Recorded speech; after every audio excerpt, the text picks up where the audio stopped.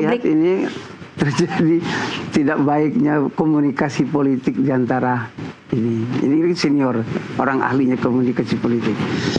Dia lulus 19... Mungkin boleh bisa dipegang mic-nya. Dia lulus 1985. Dia mau maju ke Solo itu 2005. Ada 20 tahun. Tidak ada komunikasi Jokowi kepada kampus. Tidak ada berbuat apapun.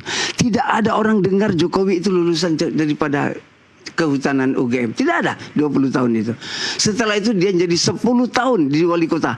Dia tidak pernah menyandang. Saya rasa kan orang-orang di UGM, dosen-dosen membanggakan dong lulusan UGM jadi wali kota. Enggak ada.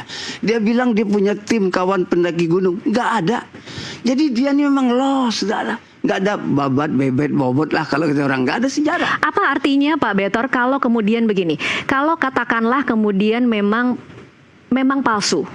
Apa artinya buat Anda dan teman-teman yang saat kalau ini? Kalau saya melihat ini maladministrasi. Kan ini ahlinya administrasi. Berarti bukan Jokowi saja yang kemudian disalahkan. Malah ada namanya Dr. Jul. Setelah dia melihat dokumen dari Denny Iskandar itu, ini bukan Jokowi. Berarti ada Jokowi di tempat lain. Siapa ini? Semua berkas itu kan dilihatin. Jadi Prasetyo, bukan Jokowi itu artinya Jokowi yang saat ini bukan Jokowi begitu. Dia bilang ini tambah membingungkan loh Pak Betor. Iya betul. Itu kan Pak Iskandar. Jadi namanya bukan Jokowi begitu. Pak Jul itu suatu saat bawa kemari. Dr. Jul yang memperjuangkan kembali ke Undang-Undang 45. Dia datang itu. Diceritakan, ditunjukin, kan di fotokopi nih cetak di pramuka itu, terus di fotokopi dibawa ke partai, di partai dilihat bawa ke KPU, diantar ke UGM, jadi UGM sudah juga punya, terus dibawa kemana-kemana, jadi itu dibikin banyak, karena kami ini pejabat di caleg diwajibkan bikin 10 kopi. Apa tanggapan Anda dari statement tadi Pak Rifai cukup menarik. Dalam 20 tahun ada KPU yang kemudian bisa begitu dengan mudah lolos. Bahkan kan ada serangan politik dari lawan-lawan politik yang kemudian sebenarnya gampang saja kalau ijazah itu palsu sudah dijegal di level Jakarta atau di level Solo. Paling gampang itu memang harusnya KPU karena KPU itu tanggung jawab negara. Jadi semua dokumen yang diserahkan oleh kandidat kepada partai menyerahkannya kepada KPU, itu sudah menjadi naskah negara, itu menjadi dokumen negara. Nah, kewajiban KPU itu mencocokkan dengan kampus-kampus atau sekolahan. Pak, ini ada kandidat, ini yang kami terima dari kandidat. Ini KPU ngomong. Jadi di hari itu ada berita acara verifikasi. Kami dari KPU 1, 2, 3, 4 diterima oleh pihak UGM 1, 2, 3, 4 dekan, kepala penjurusan membawa dokumen-dokumen dari kandidat dari partai dicocokkan ke situ. Dari kampus mengeluarkan arsip, oh betul, ini betul, umpamanya punya Anies, ini betul, dia lulus tahun sekian, angka-angkanya sekian. Oke, lagi-lagi pertanyaan saya Pak Betor, mengapa penting bagi Anda untuk membuktikan bahwa ijazah Jokowi palsu hari ini? Kan kita mencari kejujuran bahwa sudah tidak bermakna karena Jokowinya sudah selesai, dia sudah tidak lagi menjadi presiden, tapi pengakuan bahwa ada maladministrasi, ada kecurangan, jadi dia memimpin negara ini 20 tahun tanpa dokumen yang jelas, itu intinya. Nah, dan ini pengakuan ini Anda harapkan akan ada terjadi dari level, saya ingin menyampaikannya dari semua kepada level senior. Berarti saya ingin tanya sama senior ini, apakah masih berkomunikasi dengan Jokowi? Kenapa Jokowi selama ini tidak mau seperti Ibu Mega bilang, kalau punya ya tunjukin aja. Nggak ada urusan hukum. Tidak ada orang-orang mau ditangkap di penjara. Tidak ada seperti Bambang Tri atau Gus Dur 6 tahun di penjara. Hanya menyatakan bahwa Jokowi tidak punya dokumen. Saya berharap dari senior ini meluruskan ini karena dia jagonya paham tentang komunikasi politik.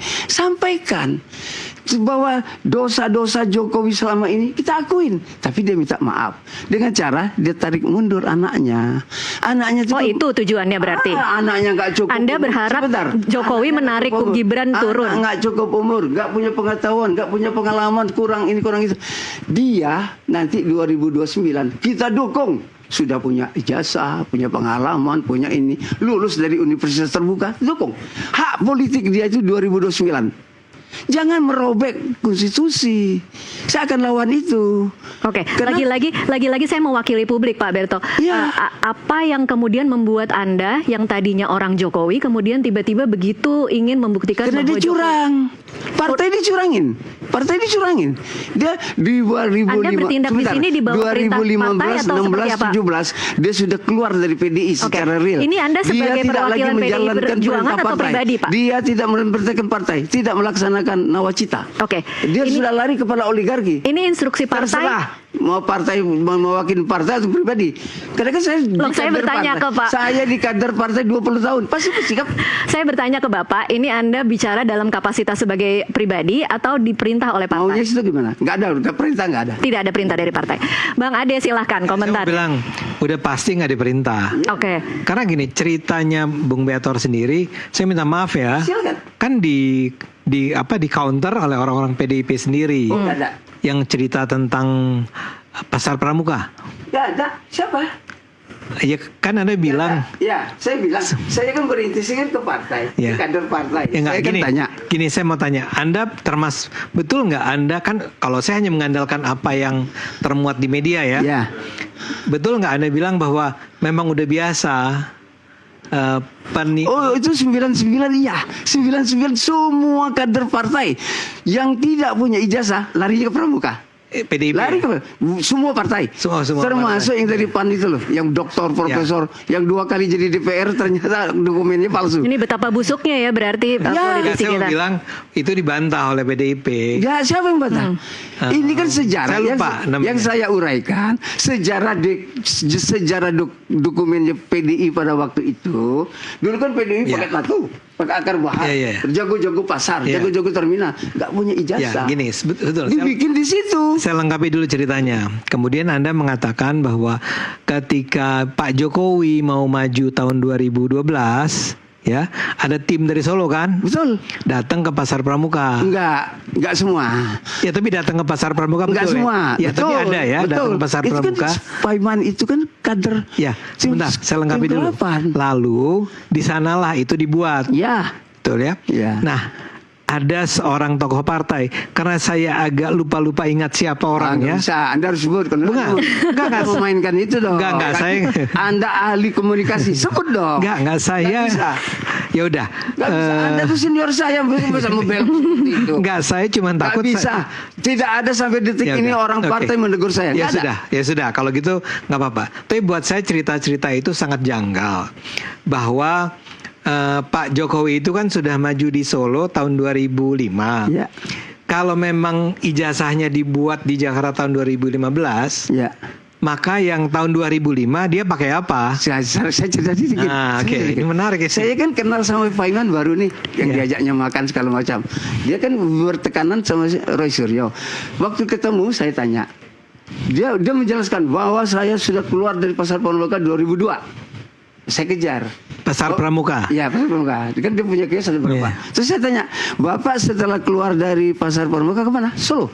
Saya kenal 6 orang atau 8 orang tim Solo itu semua kawan saya. Oke. Saya kenal Jokowi. Terus saya kejar. Kalau gitu 2005 itu Bapak yang bikin dokumen Pak Jokowi. Oh, bukan. Nah, sampai situ saya udah tahu. Apa? Sudah tahu apa? Ya sudah tahu bahwa dia yang tadinya punya kios di Pramuka melaksanakan bisnis itu.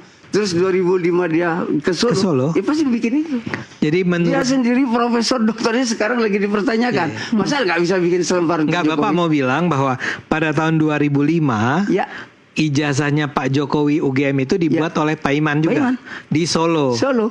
Nah, sekarang tahun 2012 Ya. ketika beliau ke Jakarta. Pak Jokowi ke DKI, Ya. kenapa dia harus bikin lagi? Nah, itu saya bilang ulang. Ternyata yang diserahkan ke KPUD Solo yang diterima Eko itu nggak lengkap. Makanya sekarang kalau kita membaca dokumen seliweran, Jokowi dengan ibunya selisih 11 tahun. Mana mungkin Jokowi lahir 11 tahun selisih dengan ibunya? Karena dokumen itu dipercepat untuk dibawa ke DKI. Oh, Oke. ini bukan lagi ijazah nih ya? Dokumen. Ya, itu artinya kayak ijazah. Dokumen itu Akte. semua. Baik. Akte kelahiran, pernikahan, Semua itu fotonya dibuat baru. sama. Itu Baik. dibuat di Jakarta. Jakarta. Ya. Oke. Nah,